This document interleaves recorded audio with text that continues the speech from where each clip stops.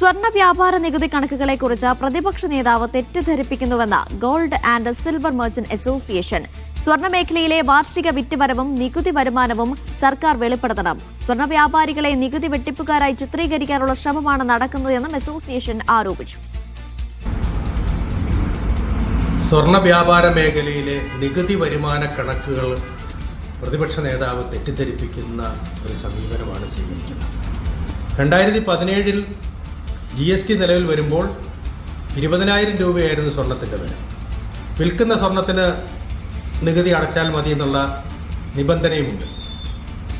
അതനുസരിച്ച് ഇന്ന് കേരളത്തിൽ എനിക്ക് തോന്നുന്നു 1 ലക്ഷം കോടിക്ക് മുകളിലാണ് ടേൺ ഓവർ വാർഷിക വിറ്റ് വരുന്നത്. അതനുസരിച്ചുള്ള ആനുപാതികമായ നികുതി സ്വർണ്ണ വ്യാപാര മേഖലയിൽ നിന്ന് ലഭിക്കുന്നുണ്ട്. 2022 ശേഷം വിവരാവകാശ നിയമം അനുസരിച്ച് നമ്മൾ ചോദിച്ചിട്ടുള്ള അസോസിയേഷൻ ചോദിച്ചിട്ടുള്ള രേഖയ്ക്കൊന്നും മറുപടി ലഭിച്ചിട്ടില്ല.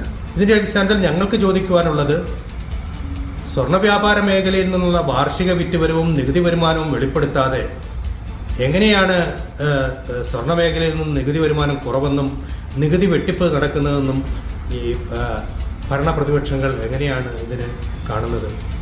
കേരളത്തിലെ സ്വർണ്ണ വ്യാപാര മേഖലയെ മോശക്കാരായി ചിത്രീകരിക്കാൻ മാത്രമാണ് ഇത്തരം സമീപനങ്ങൾ സ്വീകരിക്കുന്നത്. ഗോപിക അരവിന്ദ് വിവരങ്ങൾ നൽകാനായി ചേരുന്നു. ഗോപിക, VD സതീഷിനെതിരെ സ്വർണ്ണ വ്യാപാരികളുടെ അസോസിയേഷൻ എന്ത് നിലപാടാണ് സ്വീകരിക്കുന്നത്? അനീഷ, എന്തായാലും കഴിഞ്ഞ ദിവസമായിരുന്നു VD സതീശൻ ഇത്തരത്തിൽ സ്വർണം വ്യാപാരികൾ നികുതി വെട്ടിക്കുന്നുണ്ട്, അവർ കൃത്യമായി നികുതി അടയ്ക്കുന്നില്ല എന്ന രീതിയിലുള്ള ഒരു പ്രസ്താവന പറയുകയുണ്ടായി. ഇതിന്റെ അടിസ്ഥാനത്തിലാണ് ഇപ്പോൾ ഗോൾഡ് ആൻഡ് മെർച്ചന്റ്സ് അസോസിയേഷൻ ഇതിനെതിരെ രംഗത്തെത്തിയിരിക്കുന്നത്. ഇവർ പറയുന്നത് പ്രകാരം ഇവർ ഈ സ്വർണ്ണ വ്യാപാരം നടത്തുന്നതിനനുസരിച്ച് കൃത്യമായ നികുതി ഇത് മേടിക്കുന്നത് നികുതി അനുസരിച്ചുകൊണ്ട് തന്നെയാണ്. അതായത് മുൻപായിരുന്നെങ്കിൽ KGST പ്രകാരം വാറ്റ് ഘട്ടപ്രകാരം അത്തരത്തിലുള്ള ചട്ടങ്ങൾ പാലിച്ചുകൊണ്ടായിരുന്നു ഇത്തരത്തിൽ സ്വർണം വാങ്ങിച്ചിരുന്നതും ഇതിന് കൃത്യമായ നികുതിയും നൽകിയിരുന്നു. എന്നാൽ ഇതിനു ശേഷമാണ് GST വന്നിരുന്നത്. ഈ GST വരുമ്പോൾ തന്നെ ഇത് കേരളത്തിനും അതുപോലെ തന്നെ കേന്ദ്രത്തിനും ആനുപാതികമായി ഇവർക്ക് നികുതി നൽകേണ്ടി വരുന്നു. എന്നാൽ ഇവർ ഇത് കൃത്യമായി നികുതി നൽകുന്നുമുണ്ട്. മറ്റു സംസ്ഥാനങ്ങളിൽ നിന്നും സ്വർണം എടുക്കുമ്പോൾ അത്തരത്തിൽ ആ സംസ്ഥാനങ്ങളിലും കൃത്യമായി നികുതി അടച്ചുകൊണ്ടാണ് അവർ ഈ മെർച്ചന്റ്സ് ഈ സ്വർണം മേടിക്കുന്നത്.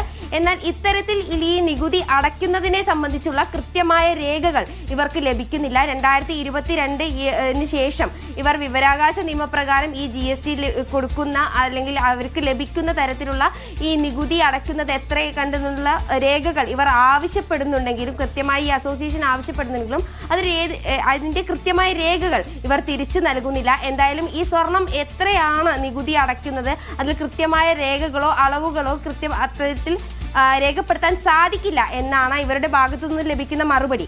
അതുകൊണ്ട് തന്നെ ഈ അസോസിയേഷന് കൃത്യമായി ഈ നികുതി സംബന്ധിക്കുന്ന കൃത്യമായ കാര്യങ്ങളോ ഒന്നും വ്യക്തതയില്ലാത്തതിനാലാണ് അവർക്കത് അറിയാൻ സാധിക്കുന്നില്ല എന്നതാണ് അവർ പ്രധാനമായും ഉന്നയിക്കുന്ന ആരോപണം. അതുകൊണ്ട് തന്നെ ഇത്തരത്തിൽ കൃത്യമായി നികുതി അടയ്ക്കുന്ന ആൾക്കാരെ അതിന്റെ വ്യക്തതക്കുറവ് മൂലം ഇത്തരത്തിൽ മോശക്കാരാക്കാൻ ശ്രമിക്കരുത് എന്നാണ് ഇപ്പോൾ ഗോൾഡ് ആൻഡ് മെർച്ചന്റ്സ് അസോസിയേഷൻ പറയുന്നത്. എന്തായാലും ഈ ഭരണപക്ഷമായാലും പ്രതിപക്ഷമായാലും ഇത്തരത്തിൽ സ്വർണ്ണ വ്യാപാരികളെ അവർ നികുതി വെട്ടിപ്പുകാരാണ്, അത്തരത്തിൽ മോശപ്പെട്ട ഒരു ചിത്രീകരണത്തിലേക്ക് പോകുന്നത് മോശകരമാണെന്നാണ് ഇപ്പോൾ പറയുന്നത്. ശരി, ഗോപിക അരവിന്ദാണ് വിവരങ്ങൾ നൽകിയത്.